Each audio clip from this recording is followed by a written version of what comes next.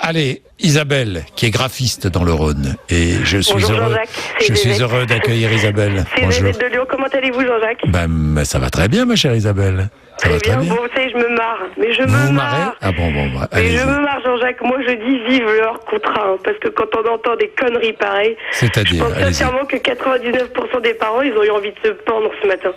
Alors, si je peux me permettre, moi, je dis Allez-y. vive l'école Jeanne d'Arc à Francheville.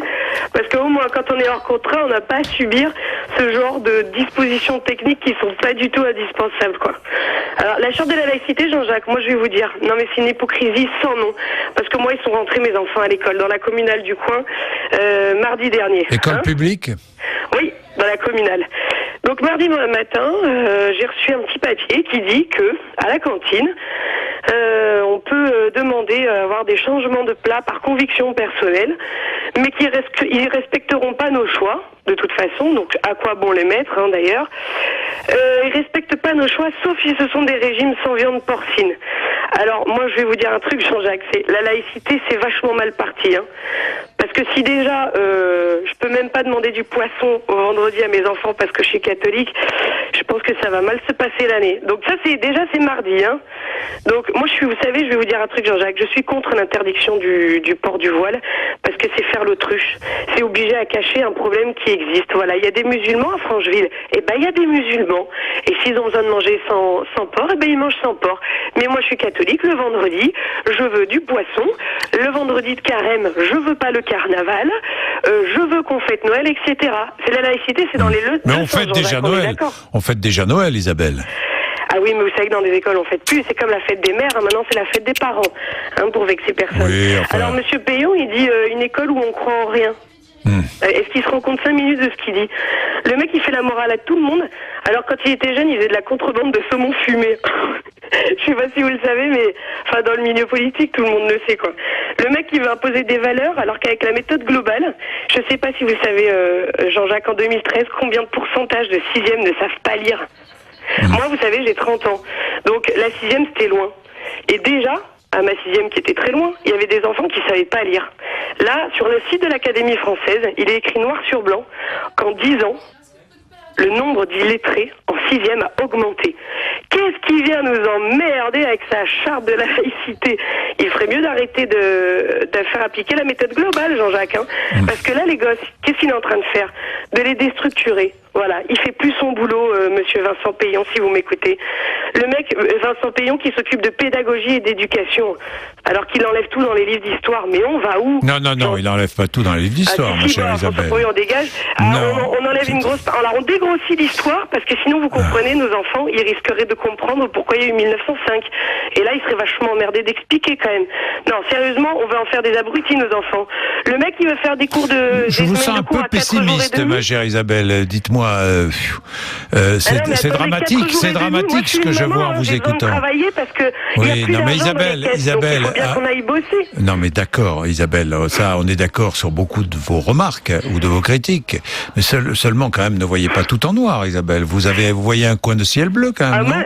Moi, le coin de ciel bleu, c'est le hors contrat, Jean-Jacques. Je vous jure, c'est énorme, quoi. C'est un choix. Le mec, il veut... C'est un choix. Vous vous souvenez ce qu'il a dit? Vous avez la liberté de choix, Isabelle. Hors contrat. Non, pas trop, non. Alors, comment pas trop? Mais comment? Je comprends pas. Vous savez pourquoi j'ai pas le choix, Jean-Jacques? Parce que moi, j'ai besoin de travailler, d'accord? J'ai besoin pour payer, mes traites. Vous n'êtes pas la seule, oui. Voilà. Et le hors contrat, ils sont tellement hors contrat, donc pas aidés par l'État, que ça commence qu'en grande section. Qu'est-ce que je fais de mes enfants, moi? Je me pardon, saigne aux 80 et je leur paye des nounous, ils restent tout seuls. Hors contrat, pourquoi est-ce que l'établissement est hors contrat, Isabelle? Selon vous? Parce que ça plaît pas trop à Vincent Payon. Non, mais pourquoi? Parce qu'il y a un engagement. Oui, mais l'engagement, attendez, depuis qu'ils ont changé le mot d'enseignement en éducation nationale, l'État se sent obligé de fourrer son nez. Vous n'avez pas demandé à l'État de financer, vous n'avez pas demandé à l'État de financer un établissement qui fait, d'une manière ou de l'autre, du prosélytisme. Je vous pose la question. Attendez, Jean-Jacques, quand j'entends Vincent Payon, qui dit qu'il veut arracher les enfants à leur déterminisme social, mais allô, t'es leur père ou quoi? Il veut aussi essuyer mes enfants et se lever la nuit et leur donner le biberon. Mais ça, c'est mon boulot, Jean-Jacques. Et Laurence Rossignol, sénatrice du Parti Socialiste dans l'Oise, elle affirme chez Tadei que les enfants appartiennent à l'État. Non, mais vous vous rendez compte de ce qu'ils balancent? Isabelle, charte 6 de la laïcité, vous allez me dire ce que vous en pensez. La laïcité de l'école offre aux élèves les conditions pour forger leur personnalité, exercer... Laissez-moi finir. Exercer leur libre arbitre et faire l'apprentissage de la citoyenneté. Elle les protège de tout prosélytisme et de toute pression qui les empêcherait de faire leur propre choix.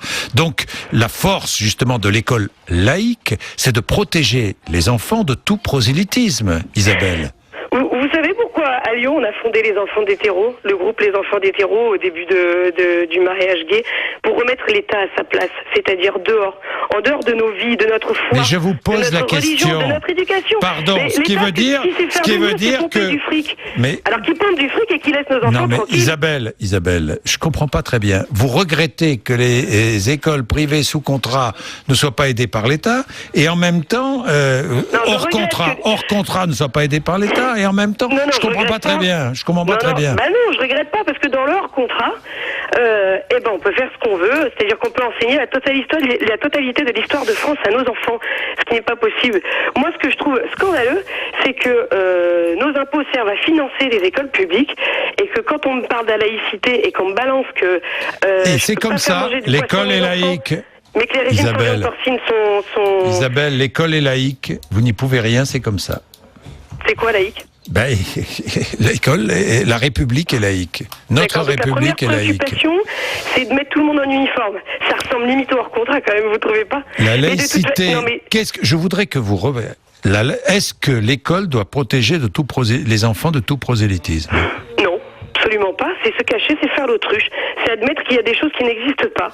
Vous rejoignez, c'est amusant Isabelle, parce que dans votre discours, vous rejoignez les musulmans les plus traditionnalistes. Et pourquoi ils n'auraient pas le droit? Alors ça veut dire quoi? Ils n'ont pas le droit de porter le voile, les enfants? Je vous pose la question, Isabelle. Médaille miraculeuse? Mais je vous pose la question, Isabelle. C'est pas une critique. C'est un constat que je fais.